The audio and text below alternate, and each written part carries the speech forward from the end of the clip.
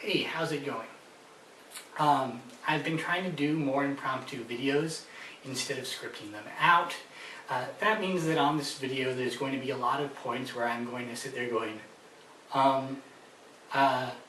well, yeah. So please don't mind when I do that. This video, see, there was an This video is entitled Statistical Evidence that the Tea Party is full of the reason why I'm talking about this is about 2 weeks ago, the New York Times did a poll where they compared the points of view of the Tea Party versus the point of view of the general population with the Tea Party mixed in. And the results, I wanted to pick out some of the more interesting results and also look at some of the more the views of the Tea Parties that can be factually verified as well. However, first I want to point out that 84% of the Tea Partiers believe that their values reflect the values of the everyday, good old average American. Now, the poll of the general American populace showed that only 25% of the good old average American actually believes that the Tea Party reflects their views. So there's this sort of disconnect between the Tea Party that thinks it's representative of the average American and the average American who does not think that the Tea Party is representative of their views. Now, part of it might be that the plurality, 45%, said that the main source of information they trust the most is other Tea Party members. So 45% consider Tea Party members the most reliable source of information. And this is why they all think they represent the average American, because they're getting their information from each other.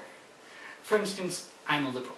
I know my views don't necessarily reflect the views of the average American, because I look at different views on the news, and I see that there are different views out there. But if you're getting all your news and views from people that agree with you, you're bound to think that everybody agrees with you, which, of course, is not the case. Now, 47% say their main source of information was television. 45% thought other Tea Parties were the most reliable source of information.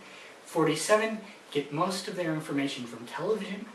63% considered the most reliable television news source Fox.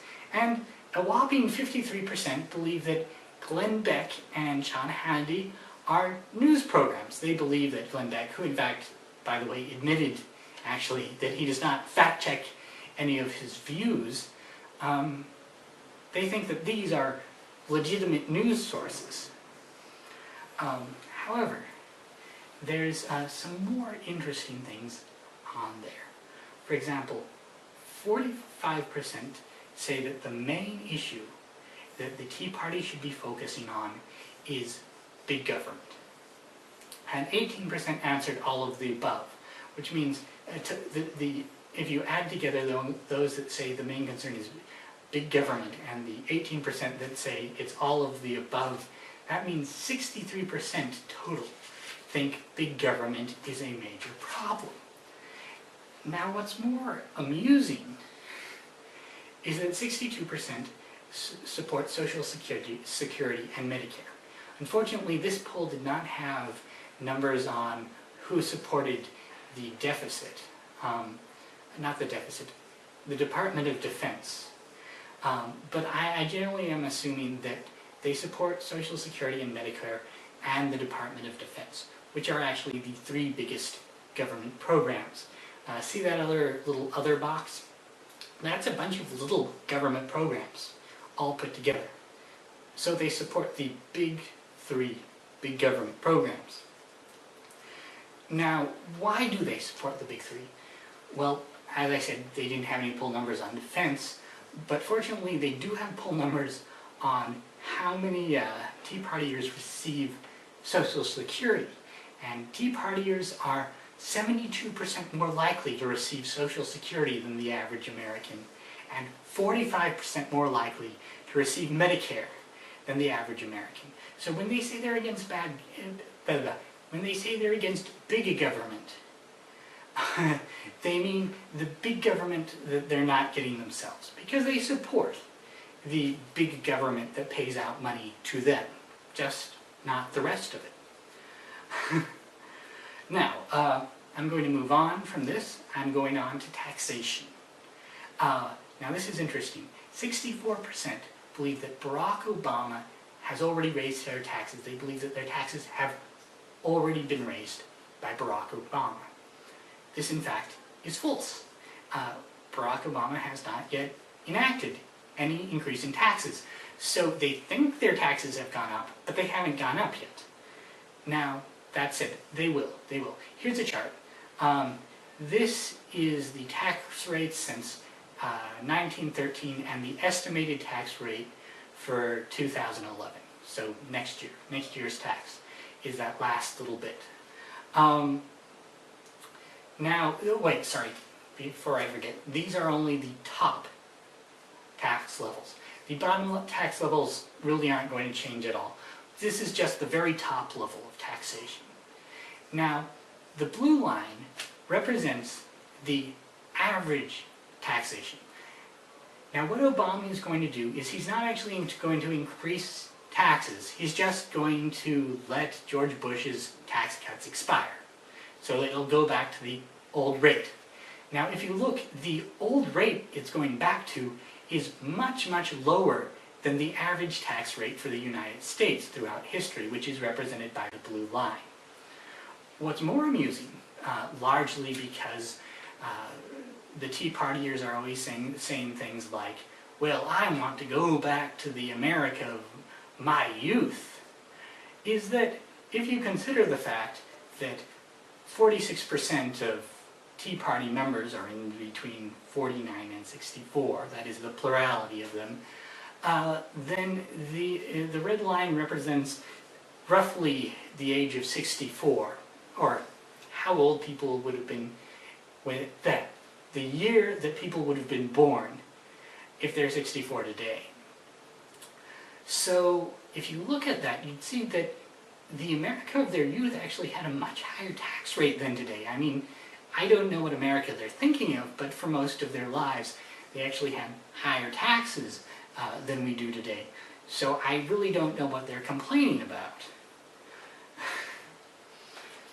However, the last thing we're going to do is look at the deficit. Now, this is really amusing here, is that 62% of Tea Partiers think they're well informed about the deficit and how deficits and how they work, compared with only 30% of the average American. But let's look at how well they actually know the deficit.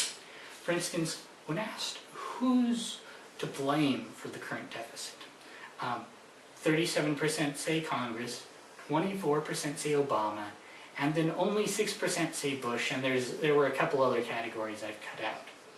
Now, let's look at this chart. This chart is the deficit by who sponsored the programs. So as you can see, the largest part of the deficit was caused by Bush-sponsored programs.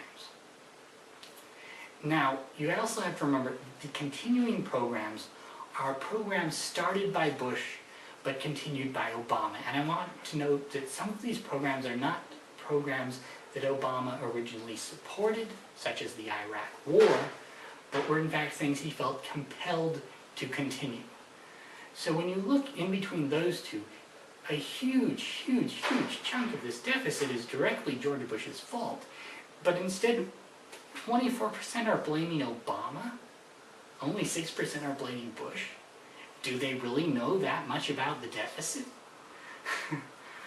Okay, what's more amusing though is despite blaming Obama for the deficit and Congress for the deficit, 49% say they would rather have tax breaks instead of only 42% saying they would rather pay off the deficit. So they like to blame Obama for the deficit, but when push comes to shove, they don't actually want to support programs that would reduce the deficit.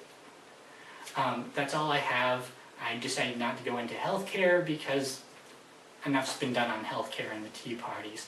I just wanted to show how out of touch the Tea Parties are with America and with reality.